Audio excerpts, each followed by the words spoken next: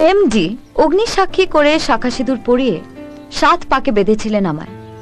তাতে কোনো ফাঁক নেই।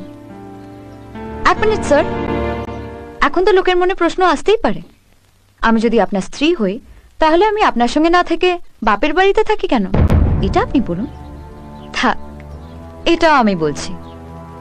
উনি যেমন আমাদের লোকসানে চলা কোম্পানিটাকে কিনেছিলেন, ঠিক একইভাবে একটা বিপদে পড়া মেয়েকেও কিনেছিলেন। সেই মেয়েটি আমি। ও সরি সরি সরি সরি, ভুল বললাম। উনি আমার সঙ্গে কন্ট্রাক্ট ম্যারেজ করেছিলেন, 1 বছরের এগ্রিমেন্ট। এই 1 বছরের মধ্যে যদি ওনার আমার প্রতি ভালোবাসা জন্মায়, তাহলে আমি ওনার স্ত্রী হয়ে থাকবো সারা জীবনের জন্য। না হলে উনি আমায় ছেড়ে দেবেন। ভালোবাসাও জন্মালো না, উনিও আমায় ছেড়ে দেবেন। হয়তো ভুল করে 1-2বার ভালোবাসা উঁকে দিয়েছিল, যার ফল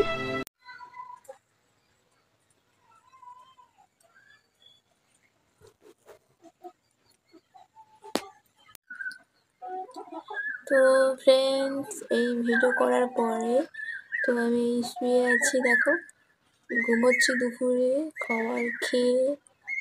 তো মা দাদা গিয়েছিল মার বাড়িতে। তো মার বাড়িতে ফিশারি, তো ফিশারিতে মাছ ধরা হবে তাই জন্য গিয়েছিল। তো ততক্ষণ আমি বাইরে শুয়ে আছি। এই মা দাদা ঢুকলো বাড়িতে, তো তোমাদের দেখাচ্ছি কি আনতে গেছিল। মাছ আনতে গেছিল অলরেডি, তো আর পেয়ারাও নিয়ে এসছে। হ্যালো ফ্রেন্ডস, দেখো আমি ঘুমিয়ে পড়েছি, ঘুমোচ্ছি। তো আমার মা দাদা গিয়েছিল মামার বাড়ি, তো মামার বাড়ি থেকে কি নিয়ে এসছে দেখো।